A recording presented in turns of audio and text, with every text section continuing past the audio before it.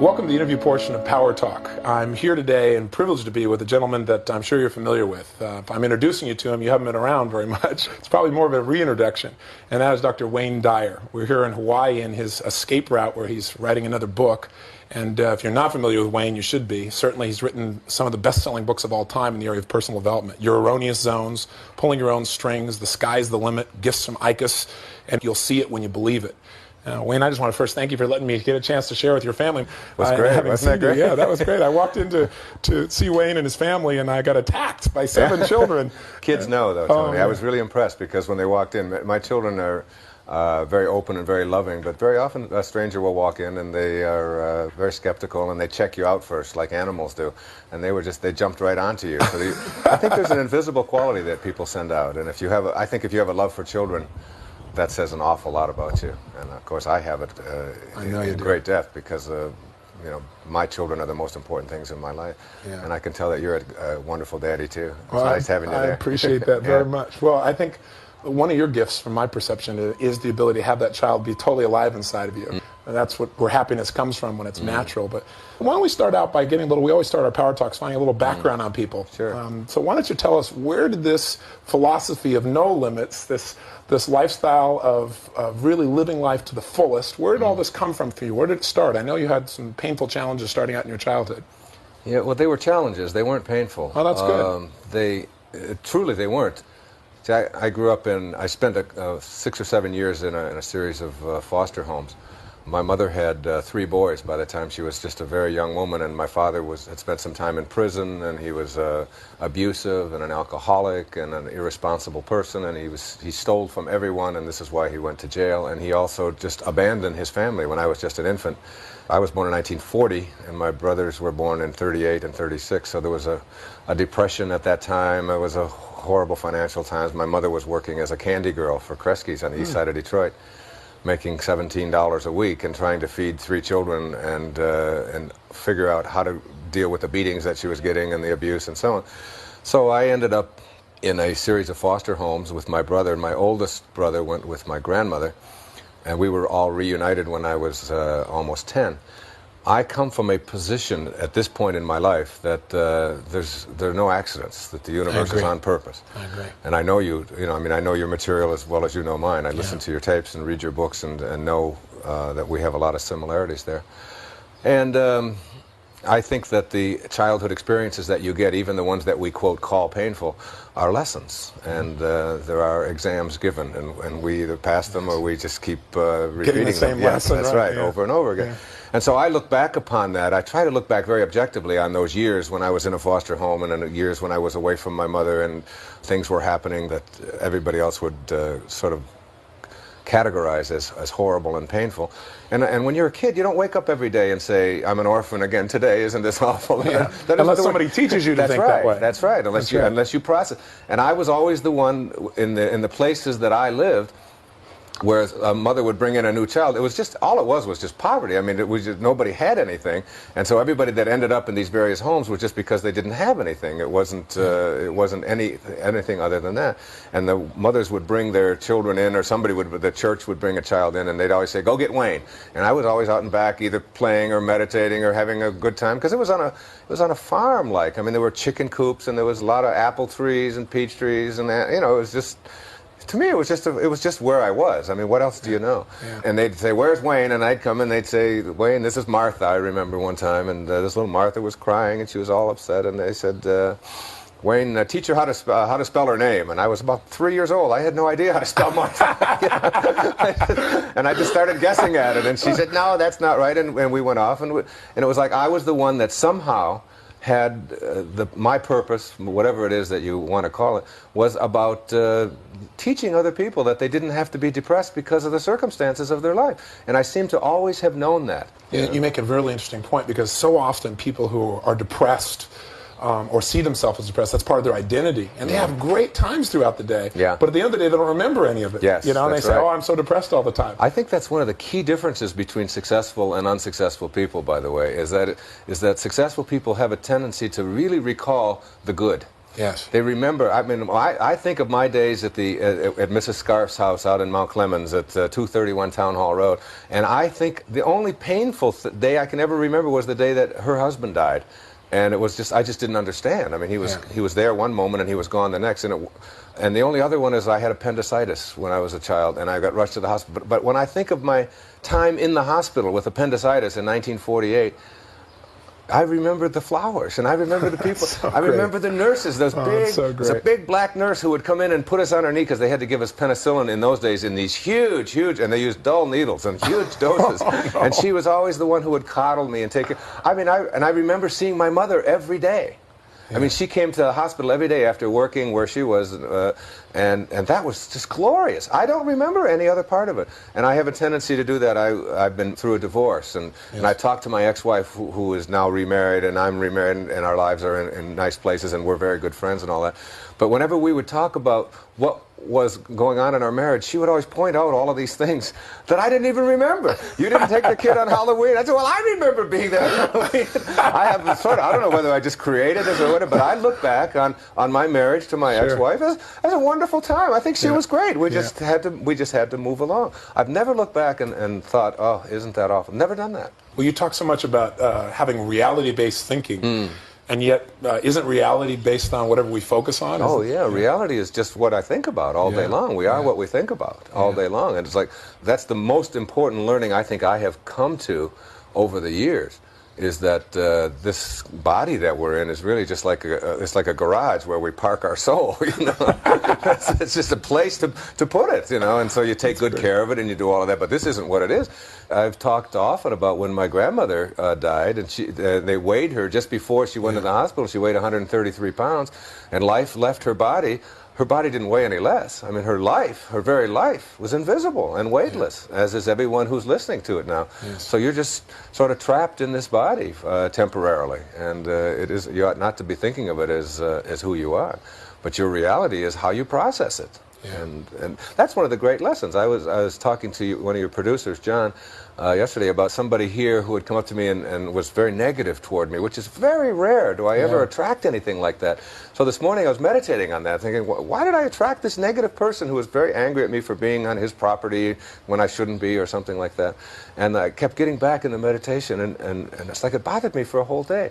And then I was like over it in a second. Satori, instant awakening. It was like, this is only a problem for you because you process it. The guy who came into your life in a negative way is just the path that he's on. Yeah. Your reality is how you are living with it. Yes. You know, it's like he came in to teach you a lesson. Yes. And the lesson is that you don't have to process him like that any longer. And it was gone. I realized that it was all totally within my power to let him go and to send him love. And I did. I sent him a couple of books. I found out where he works, and and I sent him a lesson. It may take him 20 years before he even reads it, or he may never get it on this path. He may have to go through it all kinds of times and carry around that arrogance. But it's not mine. I don't have to own any of that. Yeah. It's wonderful. It's the most freeing thing you have in the world, to know that you can process life any way you want to. Now, when you say process, let's clarify that. You really mean changing the way you think about things, the way the questions you ask yourself, process the way you focus. It internally, absolutely, yeah. You've gone through an incredible evolution, and in the spotlight, since 1976, I guess, is when your first book came out, right? And I was just a kid. I was 16 watching you, but I remember seeing you on TV. Yes. I got sandals older than you. What am I doing in this interview?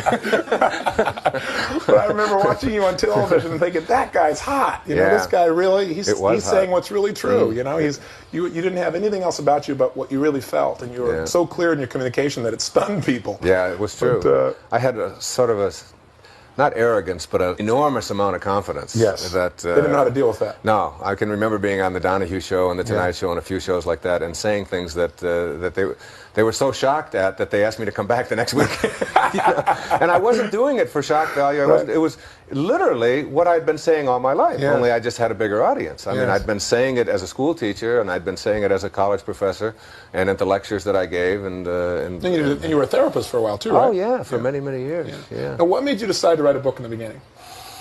Writing is the way I just express my soul. Writing isn't something I do. Writing is something that I am, and therefore it just comes out. I have to write. I mean, like Picasso had to paint, or it's like asking my wife, why are you such a great mother? I mean, mothering is who she is, and she's just absolutely divine at it.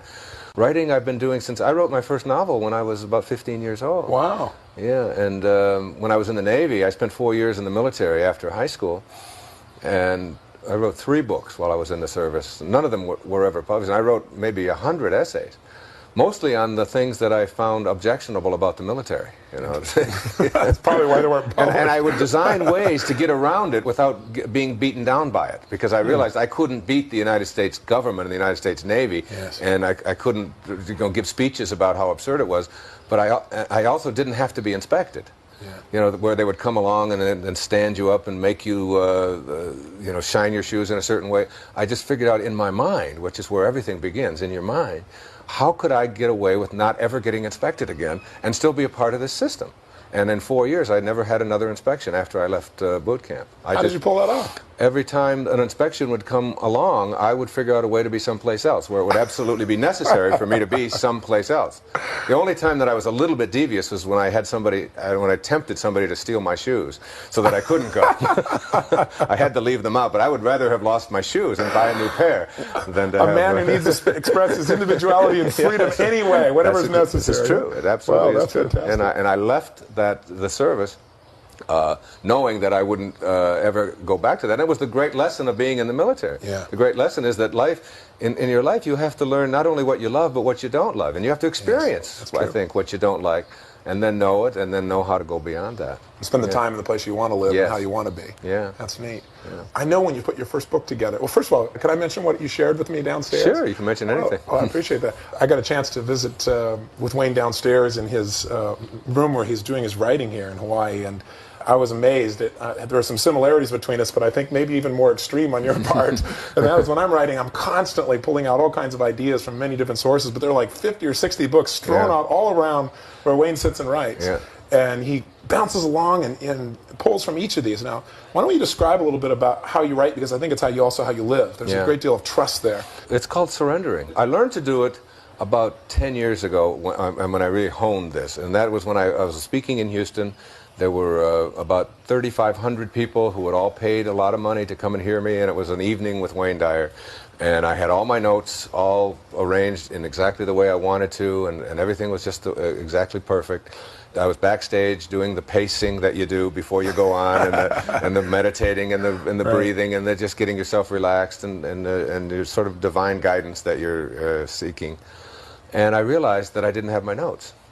They were gone. Yes. And they were back in the hotel room, which was 30 minutes away, and I was going on in 10 minutes.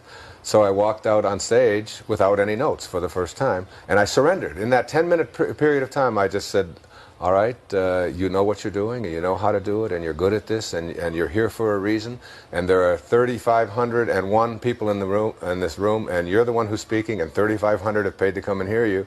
There must be a reason for that, and so get on purpose. Get on purpose. Get off of your outcome. Get off of how well you do.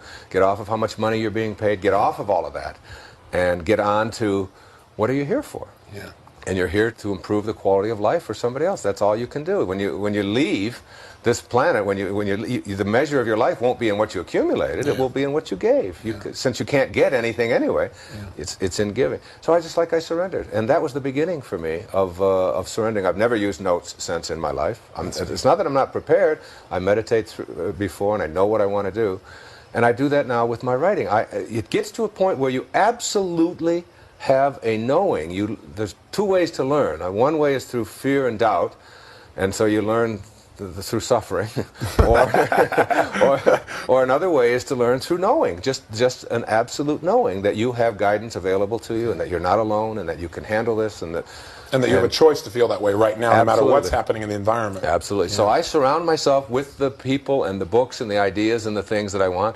And I know that they will be there. I have an idea so I know the areas I want to write about, and the areas of prosperity and creating health in your life and in your relationships and in your relationship to yourself and these kinds of things. I know about that. Right. So I know what my chapter titles are and my headings are and things like that. And the rest of it I just absolutely trust. And when I stop, I was going to say stuck, but I don't get stuck. I don't have anything called writer's block anymore. I can write forever. I mean, my typewriter just goes and goes and goes. And sometimes it goes so fast that it smokes. I mean, it's just going. Well, part of the problem is you got a typewriter there. Right. That's an interesting point. You got a typewriter down there. Is it the same typewriter you used to write your original book? Yeah, it's the same typewriter. I've written everything I've ever written. A Smith Corona. It's an old one. Yeah. Yeah. Well, you talk about living in the now. Now there are computers, Wayne. Yeah, What's the deal here?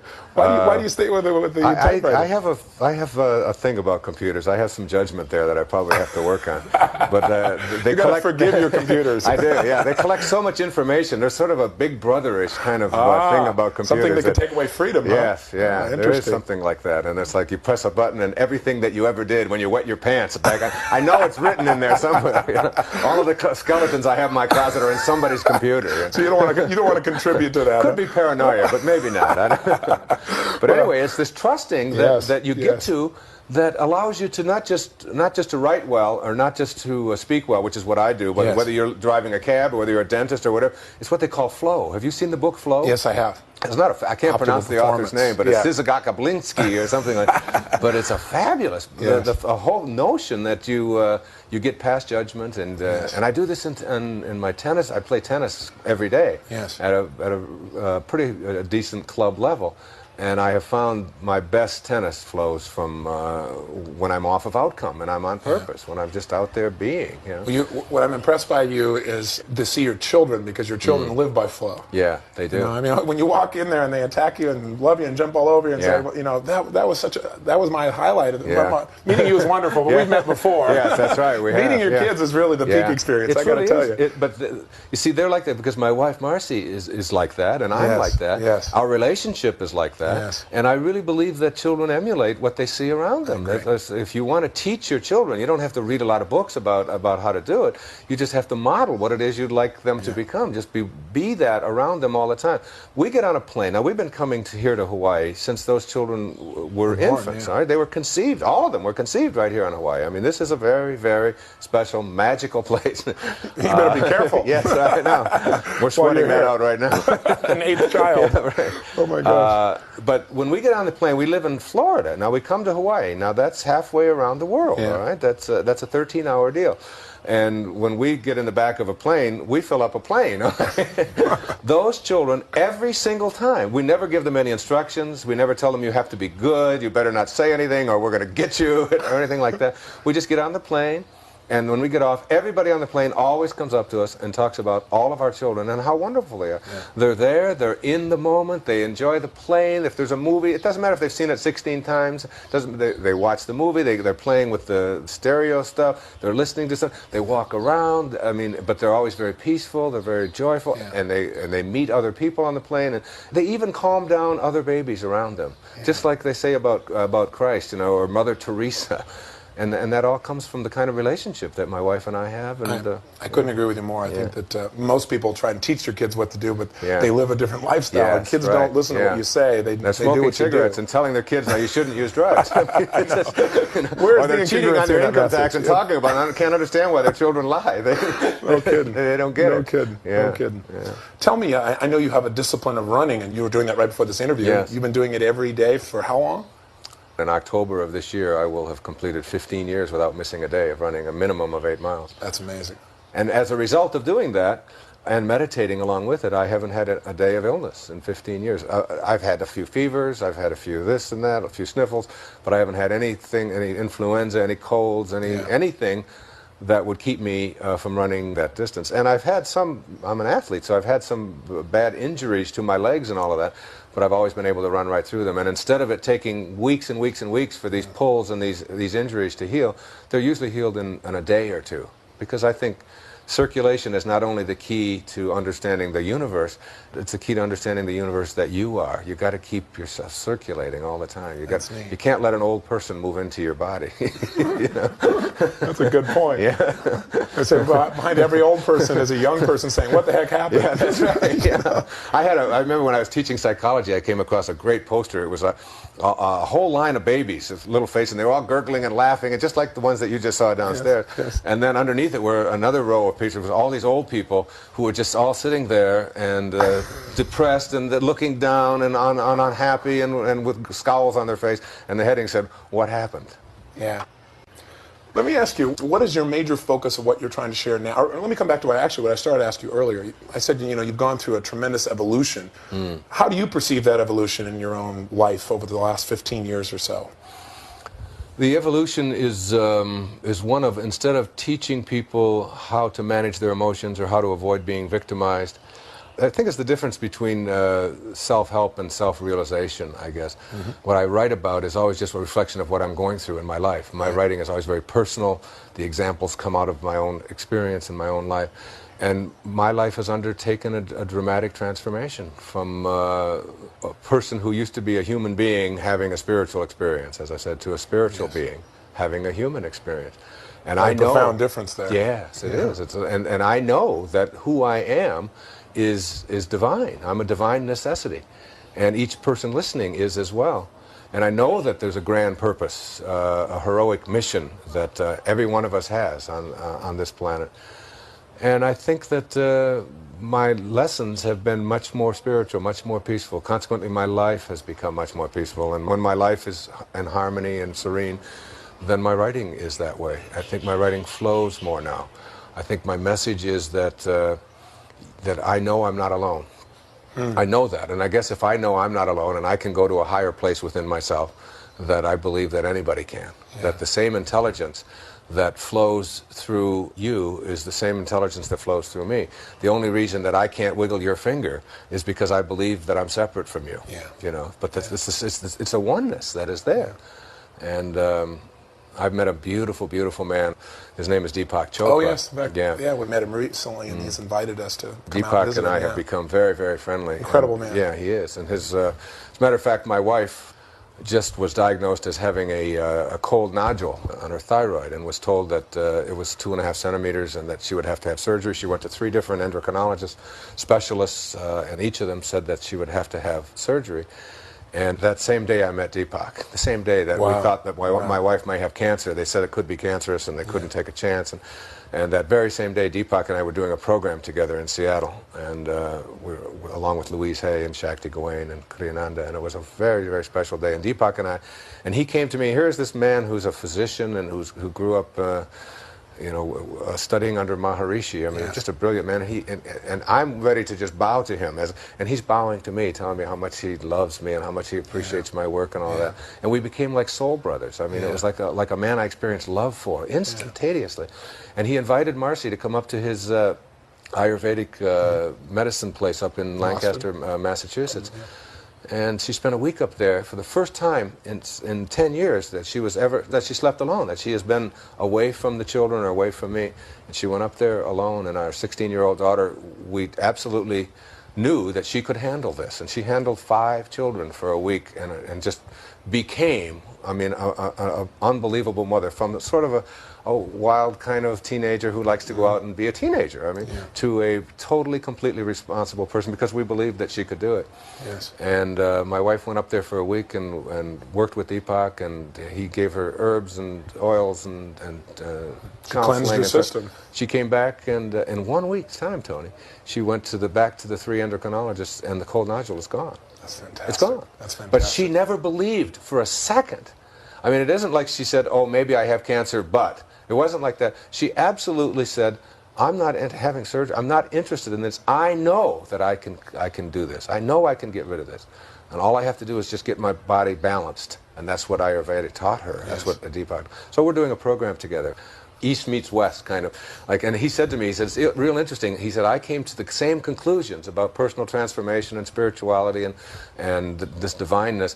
He said, "I was raised in that tradition, and I went through medicine, and I'm a scientist." He said, "You grew up on the streets of Detroit, and you came to the same kind of conclusions." And truth is truth. Yeah, and it's like, here we are now talking about various levels of higher consciousness, the different levels that you can reach in your life, and it's been magnificent. It's really been a joy to be associated with them. And that's really the difference between now and then. I mean, you talk about the transformation. The real difference is that I know I'm not alone now, and I know that there's a divineness that's in all of us.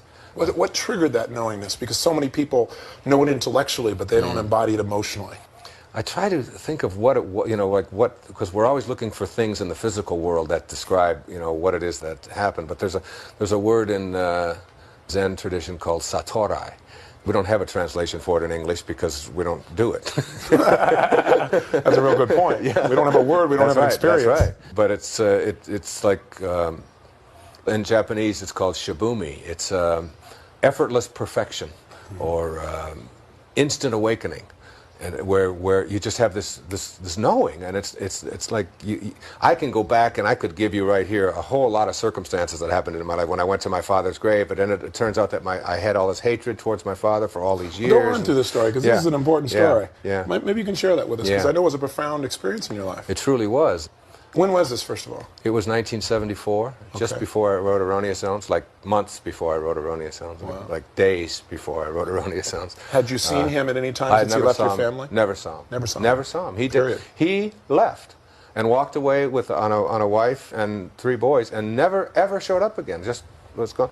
Do you want me to tell this story? Yeah, would you? I think it's very powerful. It was, I went down to Columbus, Mississippi. I was teaching at St. John's University in Queens. You were 14. No, that's right. And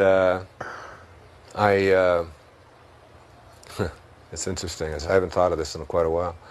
I had a cousin who was my father's sister's child, whose name was Dorothy Phillips, who I had just met a couple of times. They would never give any information about my father. I was always looking for my father. I spent a lot of time looking for my father. Why did you want to find him? I wanted to meet him in a bar. I had a fantasy of just going to a bar and sitting down and saying, "I'm your son. Let me." And this was long before I became well known or anything. Yes. This was just, I just wanted to know who this guy was, When his mother died, I found out his mother died. I went to the funeral, and I was only 13. I was the only one that went, and I went only because I was hoping that he would show up. Just so I could meet him, but he didn't come. Wow. Anyway, I spent a lot of time looking for him, and then I would always run out of money, or I would run out of desire, or I was just being guided to stay away.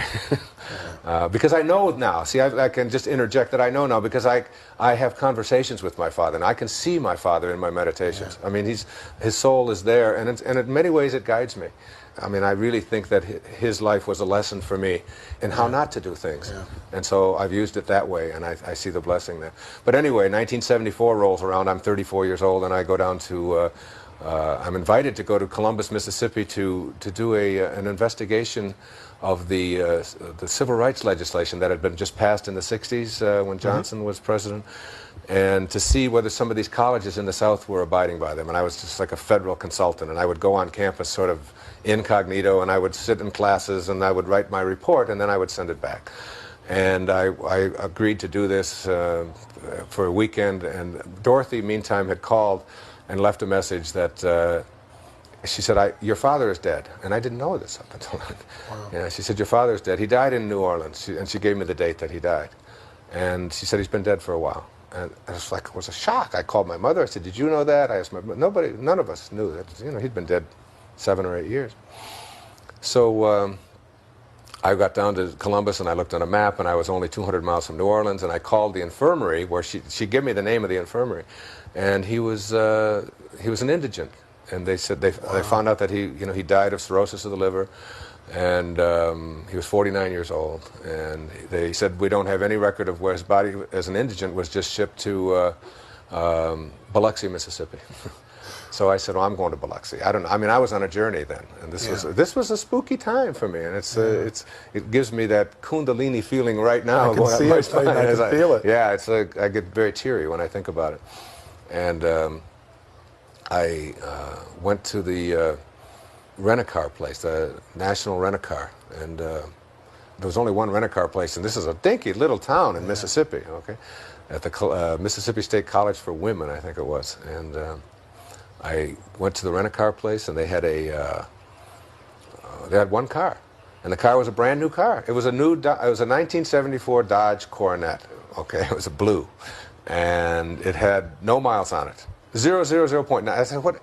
Did they make this car here? How did this car get here? And that car had been shipped in that day, and I was the first person to drive the car. And in fact, it was so new that the plastic was on the seats. All right? Wow. And I had to take the plastic off of the covering. Interesting on the metaphor, huh? Yes. Right. Yeah. So I got in, and there was no seat belt. There was only one seat belt on the right-hand side. There was no left-hand seat belt. And they didn't even have shoulder belts in those days. So I got out of the car, and I took this, because I've got that sort of determination in me that I'm wearing a seat belt. That's all. And I got out of the car, and I took the seat right out of the car and put it on the ground. And there was the other seat belt taped to the floorboard of the car.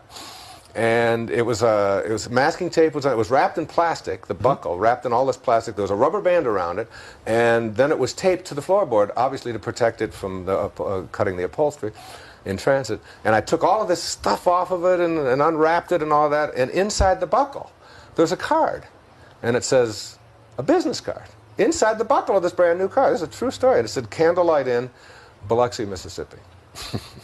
So I took the card, and I just said, that's interesting. I'm going to Biloxi. It's 200 miles away, a 4-hour drive. It was on a Friday afternoon. I put the card in my pocket, and I drove down to Biloxi. And I didn't think much about it. In fact, I picked up a hitchhiker on the way, and a kid who was, a migrant fruit picker, and I took him someplace else, and I went about an hour out of my way to take him somewhere. And we finally got to Biloxi. I got to Biloxi, and it was about 10 minutes to 5 on Friday afternoon. I think it was the 22nd of August. Reader's Digest did this in a story because, so they checked out every detail of this, okay? I mean, every detail. Oh. And I went to the phone book in the gas station outside of Biloxi. When it said, welcome to Biloxi, I went into the next desk, and I just looked under cemeteries. I was just figured he's got to be buried in Biloxi. What else would they do with him, you know? And I didn't realize that I was on a real journey at this time. And I called the first cemetery, and there was no answer. And the second one, it was busy. And the third one was a real small listing, like it was an inferior cemetery. You know? Maybe they didn't bury them real deep or something. I don't know. But it was like a real tiny list. So I called it, and it turns out it was just a cemetery plot on the back of another piece of property. And an old man came to the phone. And they kept their records in Coca-Cola can boxes. The Coca-Cola came in. He had to go back. He said, well, we don't have records here exactly. I said, I want to see if a Melvin Lyle Dyer is buried here. And he was gone for what seemed like an eternity, but he came back and he said, yes. He said, he's buried here. And my heart was just beating as fast as you could imagine. I said, well, how do I get there? I'm in Biloxi, and I want to come over there. I really feel like I need this. My father, and I've never met him. And he said, well, I got the death certificate right here. He said, he's buried. He said, your father's buried on the grounds of the Candlelight Inn. Oh, my God. And he said, just find that, and it's just inside of town. And I reached into my pocket. It's a true story. That's incredible. And I took the card, and on the back of the card is a map imprinted on how to get to the Candlelight Inn. I mean, it's printed. It's got these arrows that go to... And I was only 6 blocks away, and I put it back, and that's when I started getting the BGBs, whatever you call them, heebie-jeebies. And I went to the gravesite, and this was in August of 1974, and I stood there. I was 34 years old, and I stood there, and I was sobbing. There was just a little plate on the ground that said Melvin Lyle Dyer. And I sobbed, and I sobbed, and I cried, and I talked, and I was there for 2.5 hours. It was almost like there was magnets on my feet. I couldn't leave. It was till 7:30. In fact, there was no entrance there. I just had to. There was just a chain across there. He asked me. He said, "When you leave, just put the chain up across, because they didn't want other vandals and that driving through there." And I left there, and what I did in that time, which was so significant for me, and it's why I think of it as an event that was like an unfolding in my life. Spiritual awakening. Yeah, it was a spiritual awakening. It was like I forgave my father. That's what I had to do. And I think of forgiveness. I mean, I've studied this now, and I wrote a whole chapter about it, and you'll see it when you believe it. Forgiveness, Mark Twain had a wonderful definition of it. He said, forgiveness is the fragrance that the violet sheds on the heel that has crushed it. Isn't that beautiful? Ooh, that is about as beautiful thing I've ever heard. Oh, that's amazing. And it's like, I think of forgiveness as like a snake bite. You know, it's like you get bit by a snake, and you can't unbite yourself. I mean, but nobody ever died from a snake bite. A snake bite doesn't kill you, it's just a bite, you know, and we get bit all the time in all different metaphorical ways. What kills you isn't the bite, it's the venom that circulates after the bite. Well, mentally or metaphysically, the venom venom that circulates in you after the bite, after the things that have been done to you, is the hatred and the anger and the unforgiveness. And you think of Christ on a cross, and you think of a soldier, remember from King of Kings. I'll never forget that image. And Father, forgive them, for they know not what they do. What he's really saying there is, they don't know that they're throwing a spear into themselves when they throw a spear into me, that we're all connected, that we're all one. And until you get rid of that venom, it will destroy you. So whatever it was that I was carrying around towards my father, which was being manifested in all kinds of conscious and unconscious ways in my life, I let it go in that moment. And it was like my father was there with me, Tony. I mean, he was just, and he's with me now. I mean, in fact, I can feel his presence here now as we speak.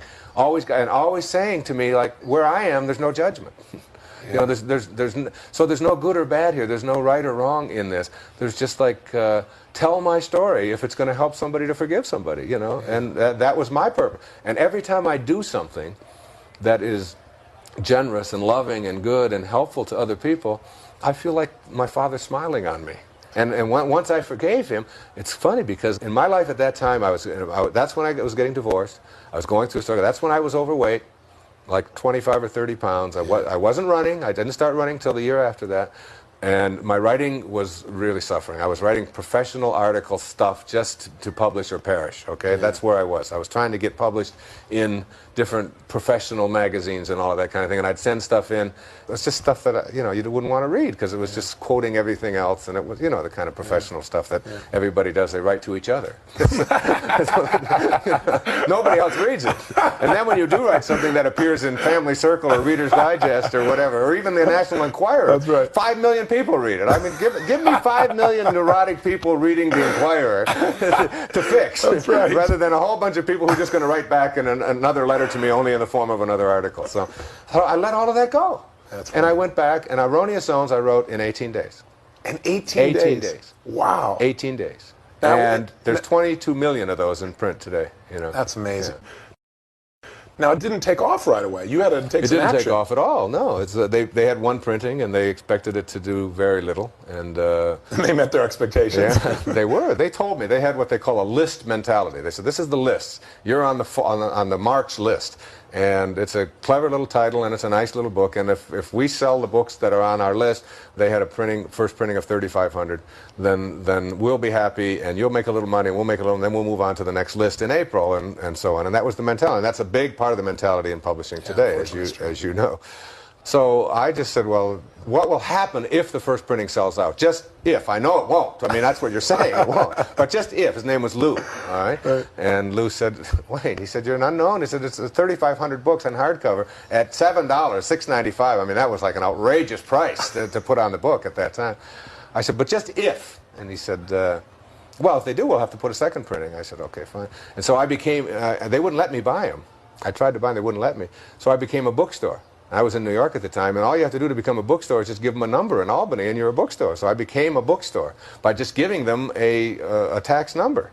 And through that tax number, which I gave them the address of the bookstore that my garage was to become in Long Island, it's true. And I called that day, and I ordered 3,350 copies of Your Erroneous Zones, and they were shipped to the garage. So you sold it out. I sold it, and I went back to Lou 2 days later. I said, Lou, what will happen if we do sell it? He said, Wayne, you've got to stop bothering me. It's like you're another one of these beginning authors. I said, well, just check. Just check the computer, just see how it's doing. Because I said, I've been doing a lot of speaking, and I think... And he went to his computer. It's a true story. I could even tell you his last name, Gullickson. And he went to the computer. He said, oh, my God, this book is doing fantastic. We've sold out the whole first printing. So they ordered a second printing, 1,500. They didn't want to take too much of a chance. Oh, no. Yeah. I bought all those up, too. I bought the second printing, and by that time, they didn't have any money for distribution. They didn't have any advertising money. They didn't have any of that. They just because they just didn't do that in those days.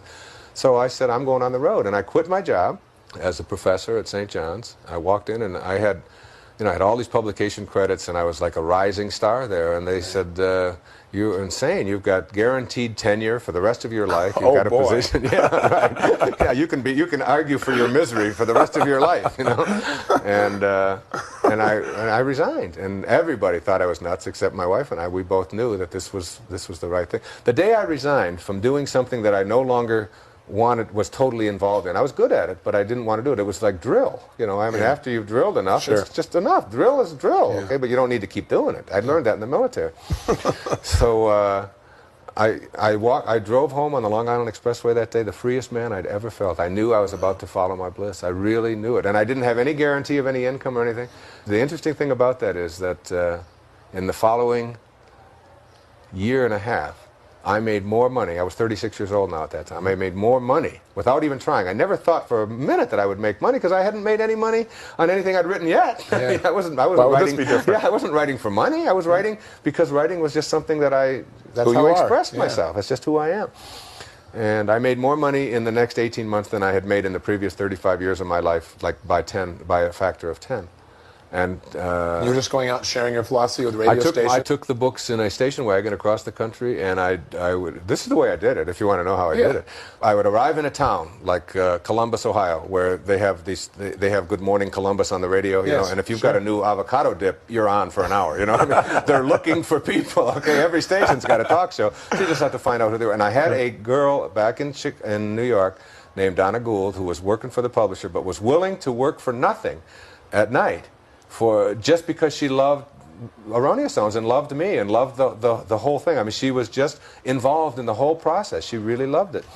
And so she would call these different stations and all that and book me on Good Morning Columbus and Good Afternoon Columbus and Hello Columbus and Goodbye Columbus and, you know, and all of this kind of thing. And, yeah. And I would have my car full of books. I would arrive in Columbus. I was sleeping in the car. I mean, I did this. I had no money to do this with. Right? And I would sneak showers. I would figure out how to take free showers, you know, in days ends and things, you know. But you had a committed wife. Yeah. Now, was your wife traveling with you? Oh, yeah. Well, sometimes. Sometimes. She was also working. Wow. And I would go to the bookstores. And first I would telephone them call them up, and I'd say, have you got a book called Your Erroneous Zones? And I would do it in like 9 different dialects. You've got erroneous, and I'd do it in German, and I'd do it in Dutch, and then my wife was with me, she would call, and I'd get these people to call and ask for erroneous. It's true, this is exactly what we did. Shameless. Demand. I love it. I love it. But I knew I was going to create the demand. I mean, I didn't think I was doing anything that, you know, immoral. I was just creating the demand for what it was that I believed in. Yeah. And besides, I had 5,000 books I had to get rid of because I had no distribution at all. So you were what we call committed. That's right.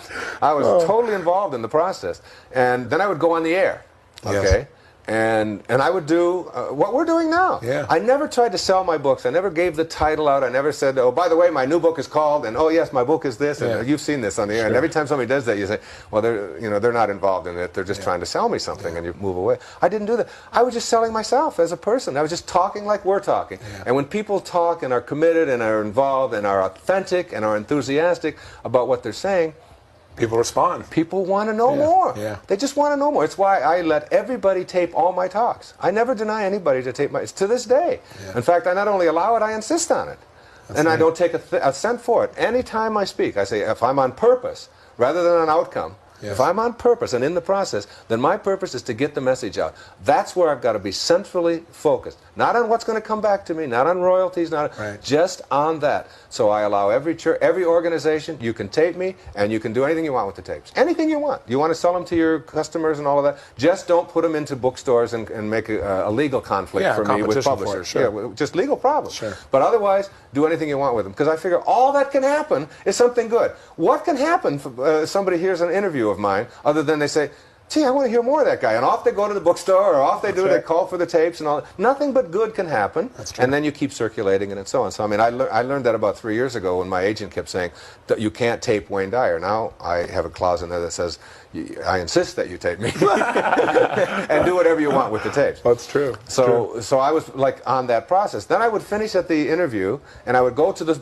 same bookstore, and I'd say, by the way, I'm here in Columbus. The Little Professor bookstore, this was one of them I can remember very well. And I said, I just did AM Columbus, and I'm going to do this afternoon's Columbus, and I'm going to do all of this. And the guy said, my God, we've already had 10 phone calls. Well, hell, I knew I'd made them. And I said, well, can I just leave 25 of my books here, and if they don't sell, then you can send them back to me, and here's the address, and Right. it won't cost you anything. Just send them back to you. Sure, he said, absolutely. We've already had calls for them. And sure enough, they were getting calls. People Yes. were going in there. Sure. And that's how I distributed my book.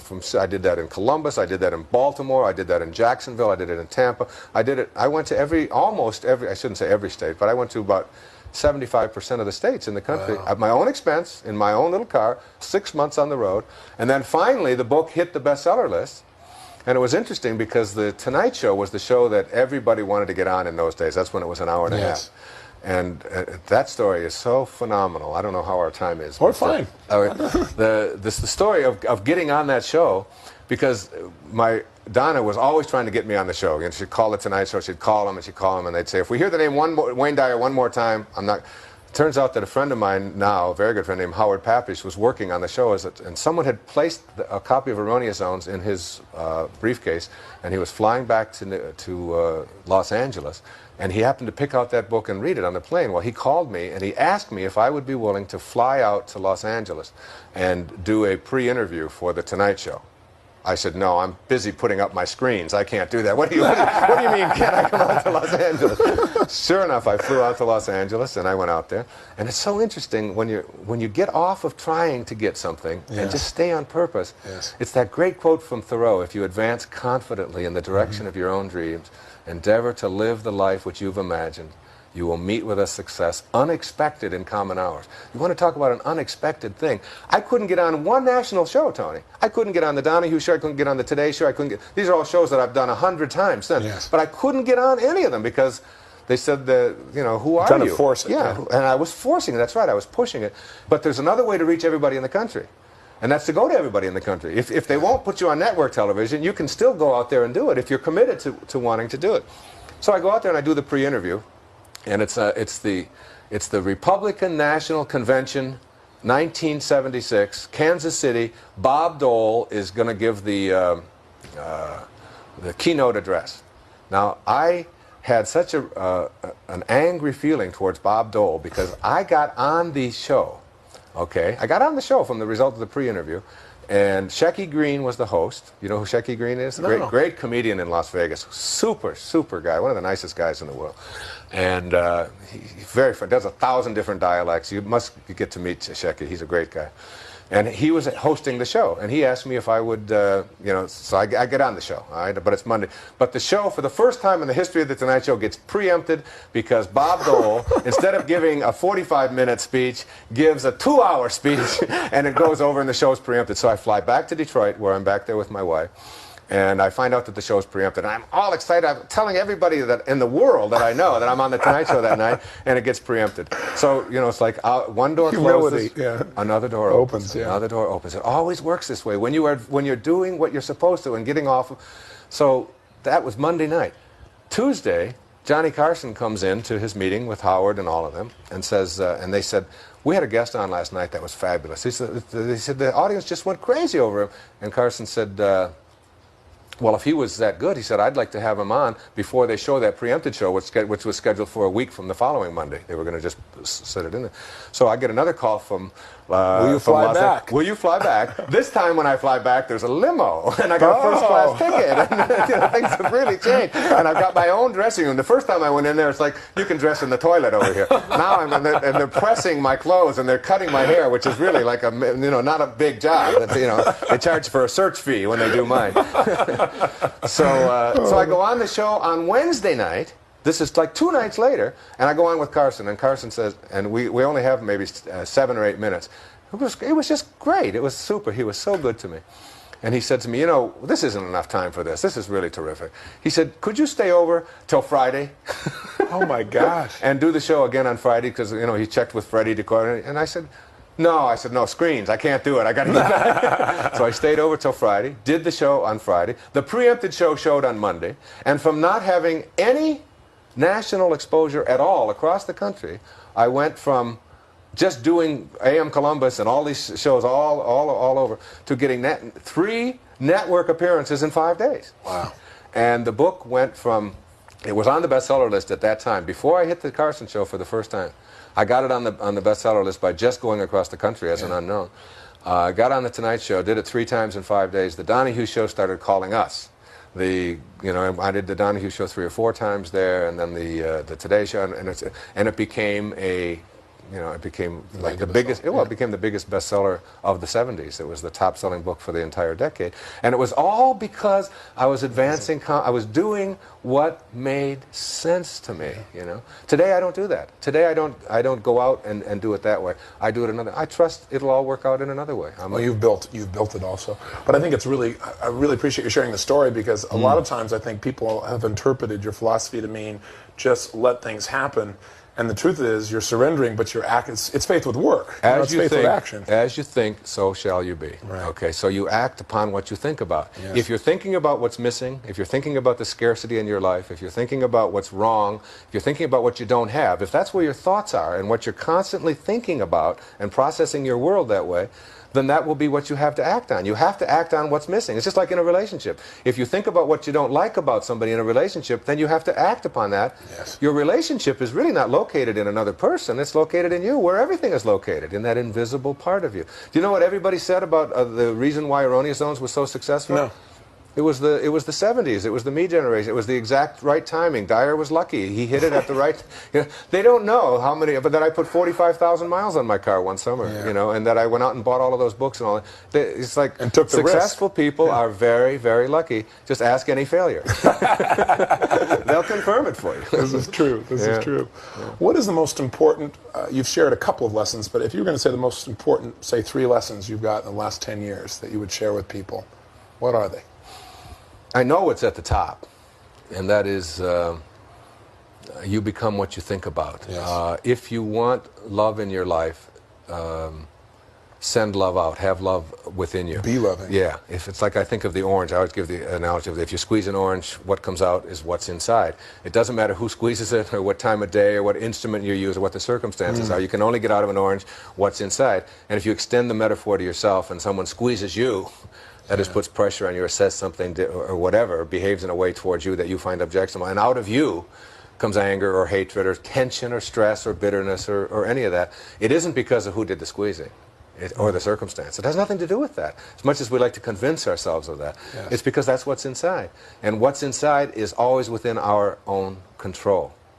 I think the second thing is that Robert Frost said, we all sit around in a ring and suppose, while the secret sits in the center and knows. And what the secret in the center that knows is what it is that constitutes your very life. It's like this room we're in right now is only a room, not because of the walls and the configuration and all the form that's in here. It's because of this here that neither one of us can get a hold of, this silent, empty, invisible space surrounded by form. That's what, like in Zen they say, it's the space between the bars that holds the tiger. And it's the silence between the notes that makes the music. See, music isn't notes, it's silence between notes. You aren't form. That isn't what makes you who you are. What makes you who you are is the invisibleness surrounded by form. That's the secret that sits in the center and knows. Once you know that and make contact with that and realize that is who you are, that it is out of nothingness. It is out of emptiness. It is out of that silent, empty space that you create every thought. Every sound. When you go to make a sound, the sound comes from that nothingness. So nothingness, what we call nothingness, which is everythingness, which is the Tao, and the Tao that can be described is not the Tao. You can't describe it. It just is. It's in every one of us. Once you know that and go there and consult that, then you can not only affect your own physical life, but you can truly affect the physical life outside of you. Deepak and I were having lunch. Deepak Chopra and I were having lunch up in Seattle this day. And we talked about doing this new program. We talked about there are 4 ways we were just toying. We said there are 4 ways to get strawberry ice cream. So let's think of the 4 ways to get strawberry ice cream. And he talks in this very wonderful Indian accent. Indian accent. In India, I talk with a funny Detroit accent. And there's a lot more people in India than there are here. So we're talking about what are the 4 ways to get strawberry ice cream. And I said, well, if I want strawberry ice cream, I just have to have a thought. And the thought is, I want some strawberry ice cream. Now I'll just go get it. Okay, so I go off to Haagen-Dazs or I go off to the grocery store and I get, so that's like a thought, and then you act on the thought. Now there's a second way to get strawberry ice cream, and that is to have a thought and then to send one of your kids to get strawberry ice cream. It's called slavery, okay? It's like, I want some strawberry ice cream, go get it for me, so you haven't thought, and then somebody else goes and gets it for you. That's the second way to get strawberry ice cream. Little higher level consciousness. You don't have to work so hard. You've got somebody else doing it for you. There's a third way to get strawberry ice cream. And the third way to get strawberry ice cream, which Deepak offered, he said, you just think, I'd like to have some strawberry ice cream. And then someone walks by and says, excuse me, is this your strawberry ice cream? And you say, wow, I was just thinking of that. And I was, everybody listening has had that experience. Absolutely. Where you just think of, you think of your sister and you haven't seen her in 7 years, and all of a sudden she's calling you or whatever. And it's like you have affected. You don't think you have. You just think that's some coincidence. But we know that there's no chaos, that there's order in chaos at the subatomic level. We know that. So it's like you think of something and then it just appears for you. And people say, well, if there's three ways, what could be the fourth? And we've sitting there and said, well, let's see. I'd like to have some strawberry ice cream. And you manifest it. Yes. You just manifest it. Yes. Or as Christ said, even the least among you can do all that I have done and even greater things. I mean, the gift of fish and loaves, the gift of feeding others, the gift of and what do you do when you go to sleep and when you're in pure thought? But everything you need for your dream, you manifest. So you need a Lamborghini. You need someone to chase you with a knife. You need a father that's going to abuse you. You need whatever characters you need for your dream, you create it. Now when you wake from your dream, you don't look back at your dream and say, where's my Lamborghini? Because listen, folks, everybody knows it's neurotic to be attached to an illusion. Oh, that's beautiful. I mean, why would anybody be? So all you have to do to learn not to be attached to this illusion is to die while you're alive. You know, that's what the Sufis say. When you die while you're alive, you look back on your life and you realize that you can't own anything. You can't have any of it. Yeah. So what you do is you detach yourself from it, and the more you detach yourself from it, the more you get. And that's the great lesson. Who is Wayne Dyer? I know he's a spiritual being, but what are your metaphors for yourself? Who are you besides that metaphor? That metaphor is so all-inclusive. Yeah. My metaphor is that I am not in the world. The world is in me. I really feel that in every cell of my being, the universe exists. It's like I'm like a pharmacy. I mean, I can create, what do I need to heal this body, for example, if healing is what I'm talking about. Who Wayne Dyer is this ability to, if I need Valium, to create it. Sure. Deepak tells me the story of when he went to London, and there was a guy next to him drinking, he had 8 drinks before they had gotten halfway there. And finally he said to him, he said, look, he said, you're my buddy. He said, I'm going to buy you a drink. And Deepak said to him, I'm making my own. And it's like, that's knowing great. That. Like, yes. I mean, I know that who I am is those birds you hear out here right now. I mean, when I see them flying, I soar with them. That's who I am. I am all of it. I mean, I'm not separate. I'm not even separate from you. Like I said before, it's like I can wiggle this finger because I believe that there's a connection between some kind of a thought which is invisible and the wiggling of this finger. But I can't see that connection. I can't get a hold of that. And if I believe in the oneness of it all, that means that if you can wiggle your finger, that same oneness is there. Yeah. I've got to detach myself from my separateness and believe that I can't be you. I am it all. I am the sun that comes up in the morning. I am the birds that fly. I am the flower. I am that invisible force that is in every living thing that allows it to be.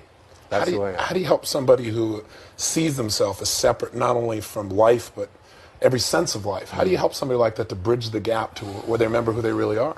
The only way you can do it, I think, and I've been at this business a long time of trying to help people and writing books about it. A lot of books I wrote long before Erroneous Zones that were about counseling, and was a therapist for years.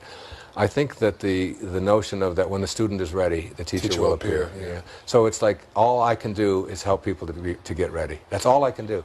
Yeah. And see, I mean, I picked up the Bhagavad Gita 3 years ago. Okay, now I've had the Bhagavad Gita in my library since I was in college, but I've never read it, and I've seen it on, I've seen it 100 times. Sure. So finally one day I'm here and I pick up the Bhagavad Gita and I read it and I say to myself, it's about time they wrote something like this. This is really terrific. Okay.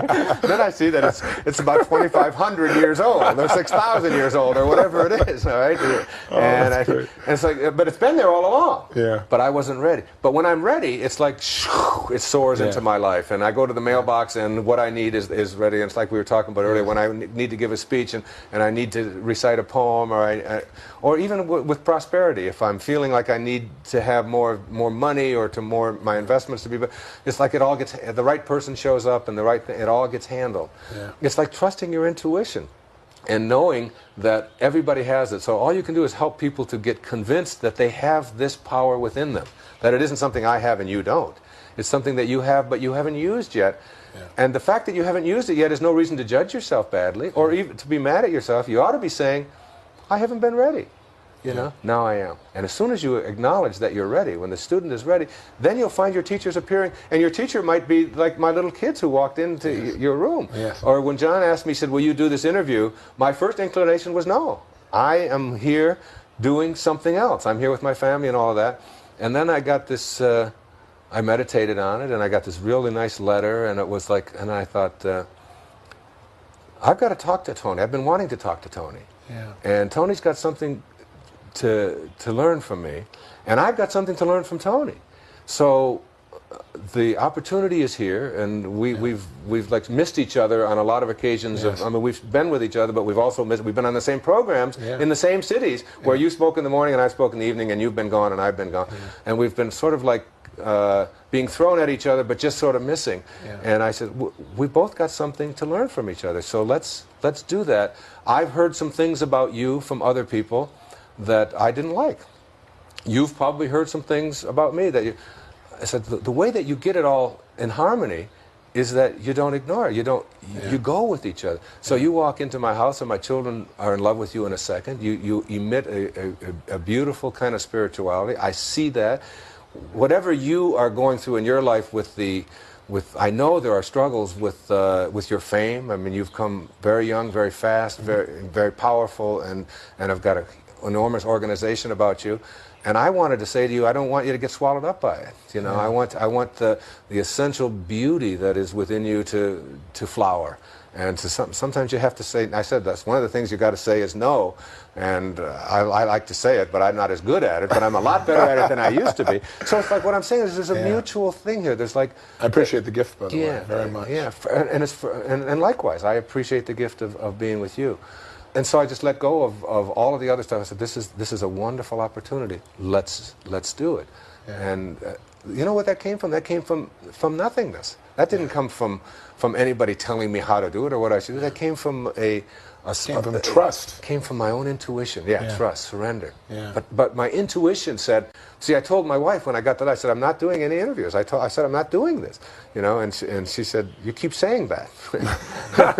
Methinks you protested too much. I said, but I'm not doing any interviews. You know, and then she said, read the letter. And I read the letter, and I said, she said, what does your intuition say? What is God telling you? You know, what is God telling you? You know, how may I serve? That's my mantra. How may I serve? How may I serve? How may I serve? Always ask that. Not what's in it for me, but how may I serve? And as I kept saying that, I said, my intuition says, do it. She said, call him and do it. Wow. And that, I have another thanks to make when I go downstairs. Yeah. But we do that with each other all the time. It's neat. Like that, and that it's like trusting that intuition. You know, it's a very, very powerful thing, and it's like it never ever guides you wrong. The only time in all my investments that I've made and I have a whole financial philosophy of giving a certain percentage of it away unconditionally, and also paying yourself first. You know, it's like reinvesting what you make back in yourself and in your family and all that. And the only time I've ever taken a loss financially in any of my investments was when I ignored my intuition once. And I invested in something that was not conducive to the environment. All right? I don't even want to say what it was because it's neither my purpose to plug nor to blame anything else. But my intuition said, no, Wayne, this isn't, they're doing something that conflicts with what you believe, but the yields were high. And they were guaranteed, and it was like, and I put $155,000 into this thing, and they went bankrupt, and I lost that 155,000, but I gained so much. I was going to say, because you never forget those lessons. Yeah, it was such a great lesson, and since then, I've only, every time I invest anything, I always ask, where's this money going? What's it going to be doing? And then it just comes back to me like tenfold. So it's all been made up in many, many ways. So it's like I ignored my intuition once, and I paid a price, but I learned it was a great lesson. It was a terrific lesson. What's the purpose of life? Purpose of life is real simple for me. It's Joel Goldsmith has a wonderful book called Parentheses in Eternity. And you are a parenthesis. He says your life is a parenthesis in eternity. It opens at your conception, it closes at your death, but eternity surrounds it. So that there was an instant before you came into form, if you believe in eternity, in which you went from formless to form.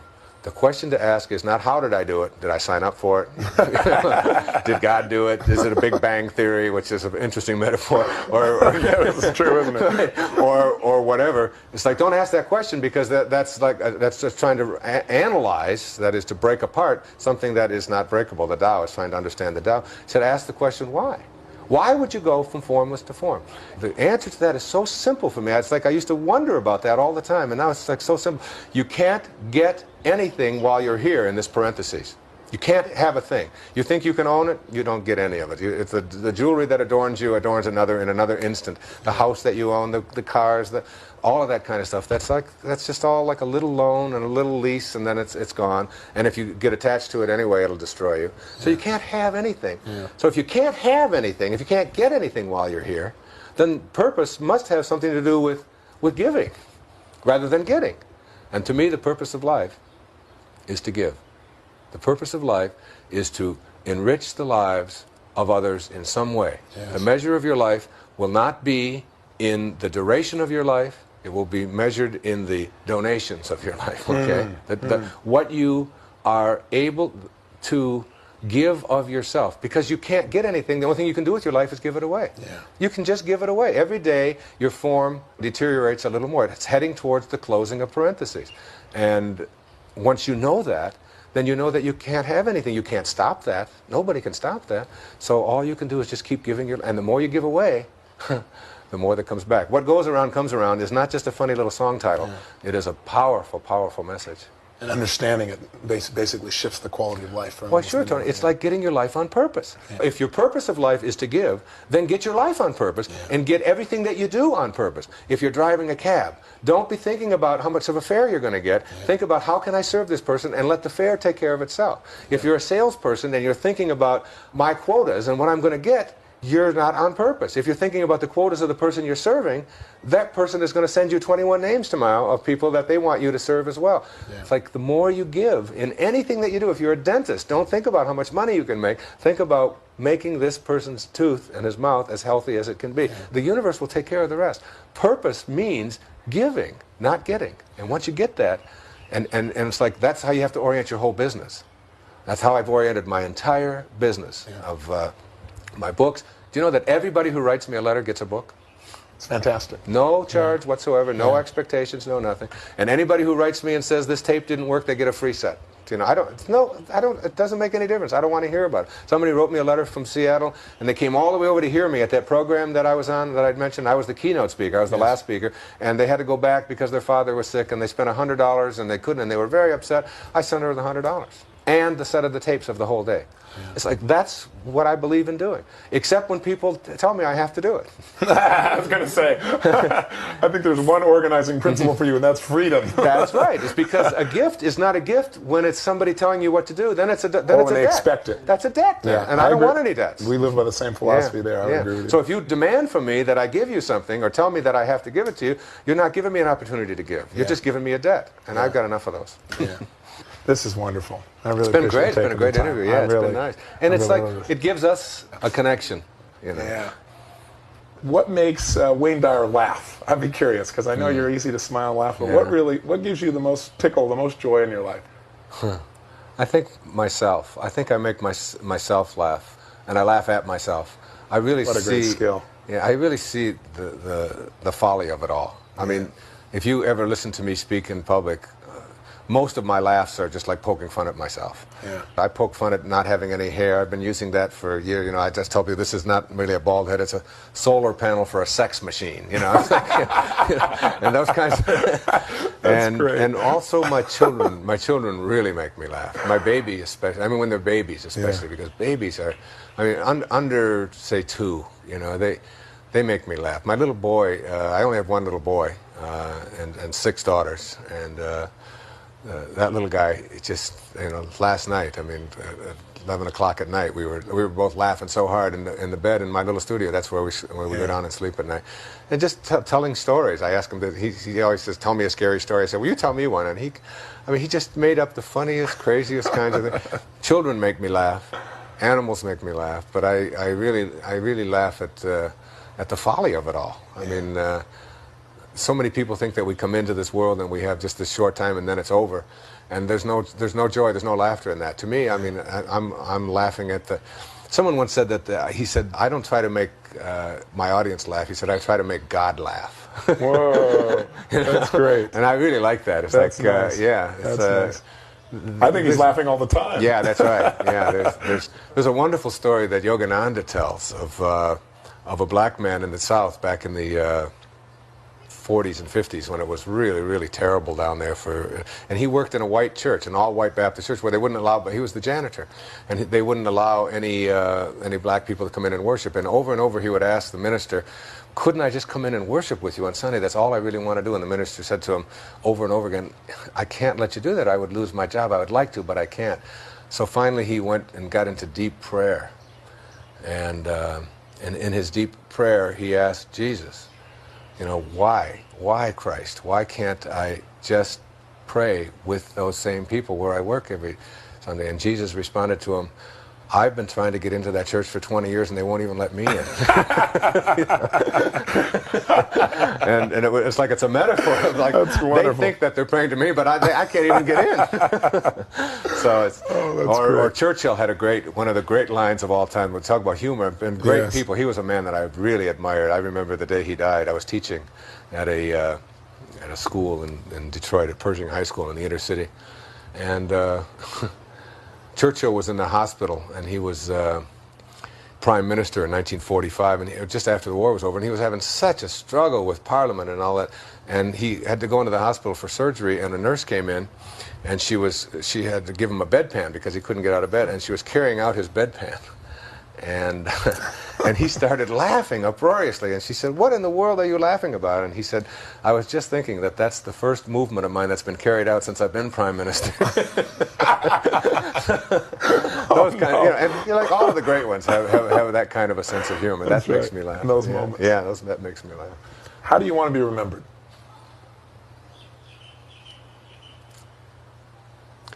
I don't care if I am. Yeah, I had a feeling that would be your response. I've thought about that, and I just... Do you want to be remembered by your children? Doesn't matter. Yeah, I just want to be with them while I'm here and love them and be as loving as I can, and then whatever they do with it will be what they do with it. Whatever. See, I always tell my children that that your reputation is not in your hands. Like you and I both have a very public reputation, right? But I've heard some wonderful things about you, and I've heard some really scabby things about you, and vice versa. Right? But it's not your reputation is located in all the other people. If you give a talk to 2,000 people, you got 2,000 reputations. That's true. And you have no control over it whatsoever. Yeah. You go to school. I tell my children, you go to school and there's 30 kids in your class, and you got 30 reputations every day. Yeah. You have the only thing you have control over is your character, and that is yours. So it's like when you do go out into the world, don't be concerned about how you'll be remembered, because that's just going to be, if there's 10 million people exposed to you, there's going to be 10 million remembrances. That's true. Just be concerned about your character, and that's what I try to do. I try to walk the talk. It's clear you do, and I think your greatest gift is that you are a character. Yeah, that's true. I am. Yeah. I appreciate this time with you very, very much. Thank you. God bless you. God bless you. Yeah.